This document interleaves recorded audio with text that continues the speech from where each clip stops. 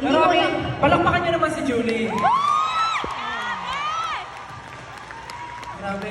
Ngayon mo pinatunayan na limitless ka talaga. God bless. Pero grabe, no? Thank you. Grabe. Pero, wow. Wow talaga. Hindi ko alam kung paano inaya ni ano yun, ha? Ni Ira yung Ginaya mo, ang galing. Di ba ang galing ni Julie? Ano ba? Kung kaya nila, kaya mo rin.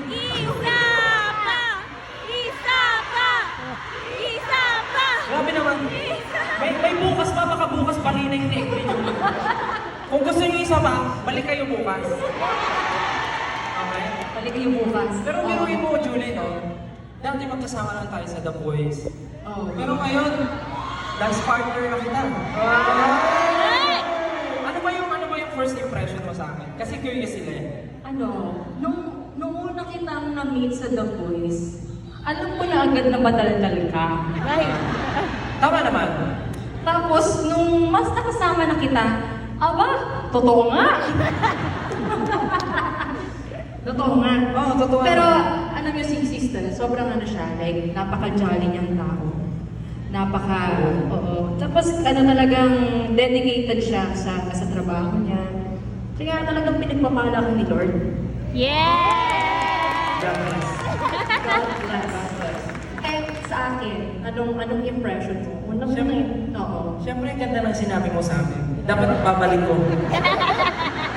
Mag-iisip ako ng mas maganda doon. Si Julie, nung na-meet ko to, sabi ko, sikat na artista to, baka hindi ako pansinin nito. Grabe Sikat na artista to, baka hindi kami maging close.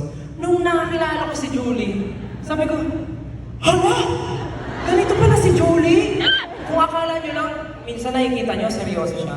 Aba guys, may kalog din talaga to sa sa sarili. Sobrang, pag magkasama kami sa practice, iniisip ko, lagi siyang busy, laging may kausap. Pero hindi, alam mo sa gilid, kumakain. Mamaya pagbalik ko, nasa kabilang side, kumakain. Kabilang side, kumakain na naman. So, pinapalabas mo kung matakaw ako? Hindi, sinasabi ko lang na marami ka ng budget.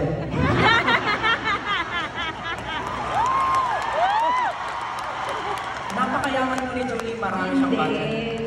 Hindi, pero... Mahilig lang po talaga akong kumain. Kidding aside, yes, kidding aside. Ano talaga, sobrang bait ni Julie, sobrang down to earth.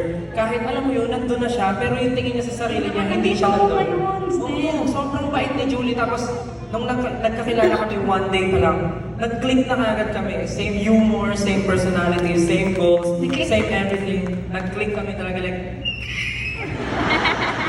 Sobrang. Kaya ito si Julie, sobrang hanga ako dito. Lalo na, pag nagpa-practice kami, sabi ko, iba talaga si Julie. Na-pressure po ako sa concert na to.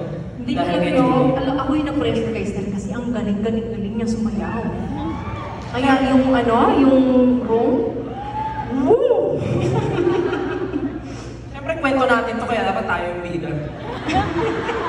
Kwento natin to. Pero siyempre, gusto natin magpasalamat sa The Boys.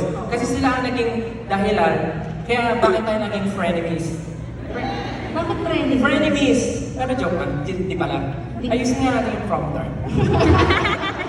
Hindi, frenemies pagdating lang sa The Boys kasi nag-aagawan tayo ng artist. Pero in real life, Friends po talaga. ni-miss lang kami. Ni-miss.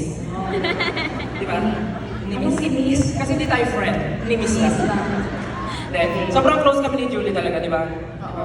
Yun siya, Ano ba? Ayan. Ayan. Sobrang Hindi, close friends talaga kami ni Stel. Oo. Ito, ang tanong. May good news ka. Oo. Hindi, may sasabihin ka, di ba? Ikaw na. Ang tanong, Oo. magiging friend ko rin kaya ito?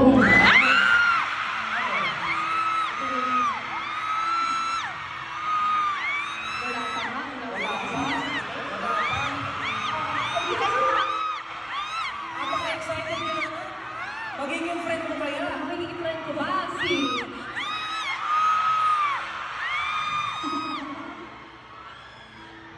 Ako kasi malakas yung loob ko na oo, magiging friend ko yun. Sino ba? Ano ba muna siya? Ano ba muna? Yan yung Ano ba? ng The Best.